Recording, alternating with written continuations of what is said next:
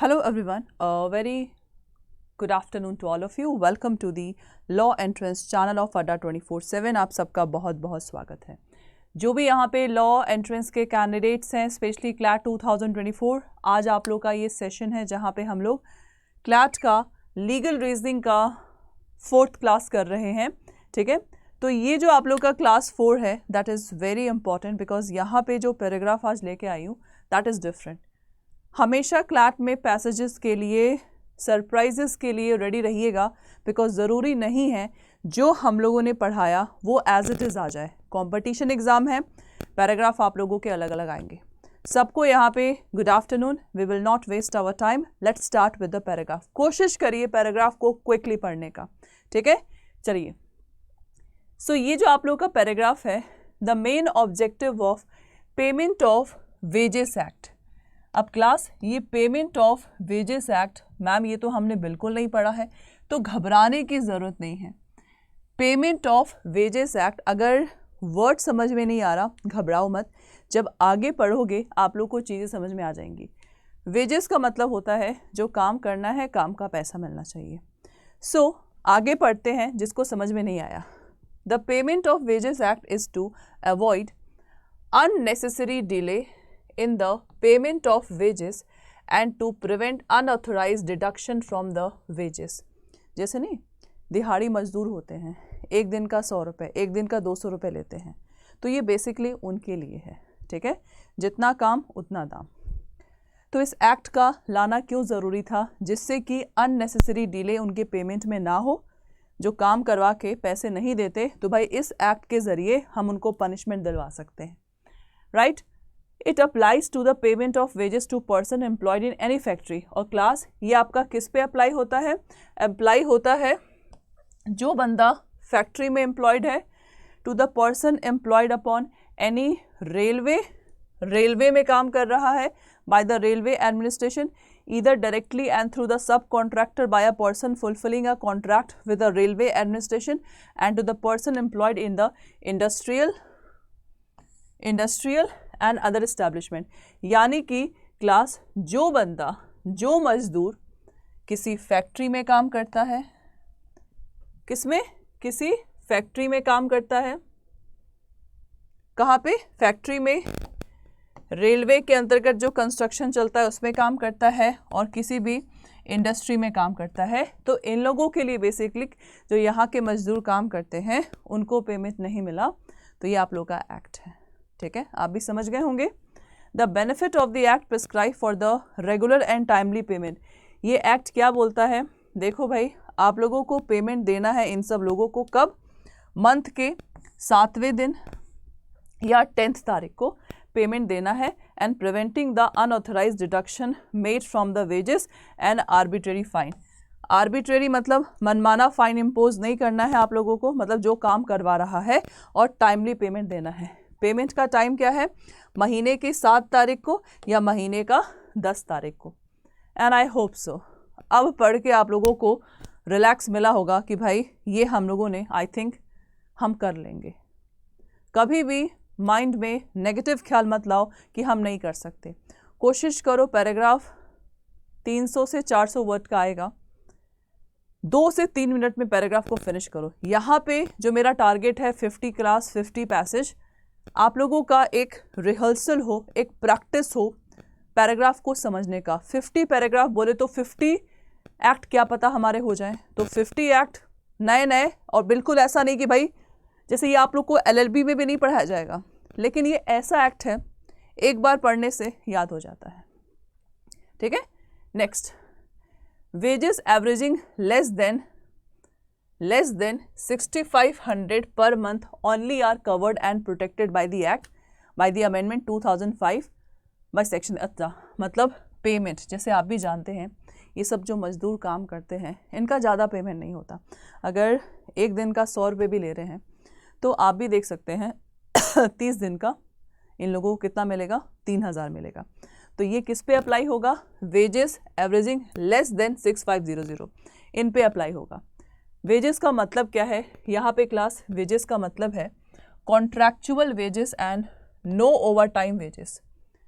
जो कॉन्ट्रैक्ट के बेस पे हुआ है, जैसे निकिता मैम मजदूर हैं, मैंने कॉन्ट्रैक्ट किया कंपनी के मतलब फैक्ट्री के मालिक से, मैं 2 महीना काम करूँगी, राइट, 2 महीना काम करूँगी कॉन्ट्रैक्चुअल, तो मुझे उसका मिलेगा, ओवर टाइम वेजेस का नहीं, because overtime that's not include under the act, ठीक है। They are not to be taken into account for deciding the application of the act in the contest of section this. Wages must be paid in current coin, जो पैसा है किस वे में पे करना है, क्वाइन के रूप में या करेंसी के नोट में या both, and not in any kind, मतलब सिर्फ पैसे के रूप में आपको मजदूरी देनी है, पैसा देना है। It is however permissible for an employer to pay wages by the check and by crediting them in the bank account, so if it is authorized in writing by the employed person। अच्छा, मतलब हम लोग class online payment भी कर सकते हैं या bank में भी जो फैक्ट्री के मालिक है, इंडस्ट्री के मालिक है, दे सकते हैं, लेकिन एक राइटिंग में कॉन्ट्रैक्ट होना चाहिए एम्प्लॉयर और एम्प्लॉय का। एम्प्लॉयर बोले तो फैक्ट्री इंडस्ट्री, एम्प्लॉय जो हमारे मजदूर हैं। The provision of the act regarding the imposition of fines are employed person or at follow। अच्छा, फाइन कैसे इम्पोज किया जाता है, तो ये जो अब आप लोग का पैराग्राफ है फाइन का है। The provision of the act regarding the imposition of fine on the employed person are as follows। The employer must exhibit on his premises the list of fact and omission for which fine can be imposed। मतलब जो भी आप लोगों का company होगा, employer का मतलब क्या है, कंपनी, कंपनी का मालिक, जो भी आप लोग का एम्प्लॉयर होगा वो एक तरह से प्रीमाइसेस पे उन सारे लिस्ट को शो करेगा जो एक्ट करना है, जो एक्ट नहीं करना है, किस चीज़ से फाइन इम्पोज होगा, किससे नहीं, मतलब उसको ऑलरेडी पेस्ट कर लेना है। Before imposing fine on the employed person he must be given an opportunity show cause notice. अगर कोई फैक्ट्री, अगर कोई इंडस्ट्री फाइन इम्पोज कर रहा है, अपोजिट पार्टी को मौका देगा बोलने का, ठीक है। The amount of fine must not exceed 3% of the wages. जो फाइन इम्पोज कर रहा है फैक्ट्री या इंडस्ट्री, 3% ऑफ वेजेस से ज़्यादा नहीं होना चाहिए। Fine can not be impose on employed person who is the under as of 15 year. 15 साल से कम का बच्चा है, उस पर फाइन इम्पोज नहीं करोगे। Fine can not be recovered by instalment and after 90 days from the day of act and omission for which it is impose. मतलब फाइन आप लोगों का can not be recovered by instalment, fine आप लोगों का instalment के base पे recover नहीं हो सकता, and after 90 days from the day of act, act हो गया, 90 डेज बीत गया, 90 डेज के बाद कंपनी फाइन इम्पोज कर रहा है, नॉट अलाउड, ठीक है। Amount release from the fine must be applied to the purpose of beneficial to the employed person. Exactly. Section 8(10) Rule 15 of the Act provide that any person desiring to impose fine on the employed person or to make deduction of damages or loss shall be explained personally or in writing to the said person the act and omission and the damage or loss in respect of which fine deduction is proposed to the imposed, and the amount of fine deduction which it is proposed to impose shall hear his explanation in the presence of at least one other person and obtain in writing। मतलब class ये जो आप लोगों का section है basically बोल रहा है, अगर कोई कंपनी, अगर कोई फैक्ट्री, अगर कोई इंडस्ट्री फाइन इम्पोज कर रहा है तो वैलिड रीज़न देना है कि आपने कौन सा एक्ट किया, आपने कौन सा ओमिशन का मतलब जो चीज़ नहीं करना था एम्प्लॉय ने वो चीज़ किया तो उस पर इम्पोज हम कर रहे हैं फ़ाइन। तो ये सब चीज़ें एम्प्लॉयर को मतलब कंपनी को, फैक्ट्री को करना है अगर वो फाइन इम्पोज कर रहा है वर्कर्स पे। That's it. सो बताइए क्लास, किसको इसमें डाउट है? जो भी डाउट है आप लोग कमेंट बॉक्स पे यहाँ पे पूछ सकते हैं। आई think this is one of the easiest topic. अभी क्वेश्चन करिएगा ना तो और आप लोगों को ईजी लगेगा क्वेश्चन। क्लास आप लोगों को और ईजी लगेगा, बोलेगा मैम ये तो कुछ है ही नहीं। ठीक है क्लास, तो चलिए स्टार्ट करते हैं क्वेश्चन अपना करना। चमन एक कॉन्ट्रैक्टर है, चमन एक कॉन्ट्रैक्टर है एंड इज कंस्ट्रक्टिंग आकृति अपार्टमेंट इन नोएडा। कॉन्ट्रैक्टर है और क्या कर रहा है? आकृति अपार्टमेंट नोएडा में बनवा रहा है। For the purpose of construction Chaman ने हायर किया daily wages labour 160 rupees per day. आप देखते नहीं है कई शहरों में लोग रोड में खड़े रहते हैं, वो लोग डेली वेजेस वर्कर होते हैं जिनको दिहाड़ मतलब एक दिन का पैसा चाहिए काम करने का। जितनी भी हमारे शहरों में बिल्डिंग्स बनती हैं बड़ी बड़ी, तो उसमें लेबर्स चाहिए ना, तो ये सब लेबर्स होते हैं जो पर दिन के हिसाब से काम करते हैं। ठीक है, तो क्लास जो हमारा चमन था, जो कि इसने क्या किया था, चमन ने कंस्ट्रक्शन वर्क ले लिया है और वेजेस, कई सारे वेजेस लेबरर को हायर किया 160 पर days for the month and paid 7, और हमेशा 7 तारीख को पे करता था, मतलब अभी तक सही है। उसने 20 आदमी को किया हायर और 10 वुमेन को हायर किया। ही प्रॉमिस टू पे मैन इन कैश, उसने लड़कों को बोला, आदमियों को, कि मैं तुम्हें कैश में पेमेंट दूंगा, औरतों को बोला कि मैं तुम्हें खाना दूंगा, बुक दूंगा, क्लोथ दूंगा for the family equivalent to the wage amount. What is this? लड़कों को पैसा और लड़कियों को ये सब देगा, क्या ये एक्ट में लिखा था? Remember, are the wages sufficient under the payment of wages act? बहुत इजी क्वेश्चन है, बहुत इजी क्वेश्चन है, जल्दी बताओ। Yes, the payment is sufficient as the man women are being paid contractual wages. सबसे पहले तो बिल्कुल नो होगा, yes तो होगा ही नहीं। आंसर बताइए भाई। अनइक्वालिटी को क्या आपके एक्ट में लिखा हुआ है कि लड़कियों को ये मिलेगा, लड़कों को ये मिलेगा? द आंसर इज नो, कहीं नहीं लिखा हुआ है। तो यहाँ पे class the answer will be C is the right answer. I think that is damn easy. अब आपको जब पेपर कर रहे हैं ये, तो अब आपको लग रहा हो कि यार ये तो बहुत इजी पैराग्राफ है। ऐसे ही पैराग्राफ आप लोगों में आएंगे और बिल्कुल नया पैराग्राफ है, ना ये प्रीवियस ईयर क्वेश्चन है, ना ये आप लोगों का कहीं भी गिवन है। ठीक है, नेक्स्ट। शिप्रा कौन है? शिप्रा हमारी ओनर है आर्किटेक्ट फर्म की। ठीक है, शिप्रा हमारी ओनर है आर्किटेक्ट फर्म की। उसने 4 पेंटर्स को पेंटिंग द होम के लिए हायर किया that she is designing. She paid 300 rupees per day to each painter. Among them 2 painter made an omission during the work assign to. Omission मतलब 2 painter ने जो नहीं करना था वो कर दिया। शिप्रा ने इम्पोज किया fine 200 each under the payment of wages. क्या painter is liable to pay the fine? मतलब पेंटर्स को जो नहीं करना था वो कर दिया। तब एक बात बताइए, क्या ये आप लोगों का will painter be liable to pay the fine? बताइए, एक बात बताओ, पेंटर क्या हम लोगों के उसमें था? मैंने इंडस्ट्री टिक मार्क किया था, रेलवे के अंतर्गत, और तीसरा फैक्ट्री। ये तो कुछ है ही नहीं पेंटर इसमें। तो आंसर आप लोग का नो होगा, नो होगा। अब रीज़न बता दीजिए, अब रीज़न बता दीजिए क्लास यहाँ पे। सो यहाँ पे क्लास इसका आंसर क्या होगा? No, they are not liable because the wages paid to them aren't covered under the payment of wages act.